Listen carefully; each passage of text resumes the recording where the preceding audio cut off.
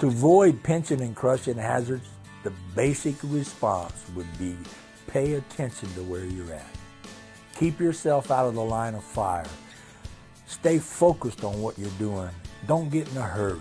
Most people get caught in pinching hazards and crushing hazards because they lose sight of where they're at and what they're doing. For more information, go to simscrane.com.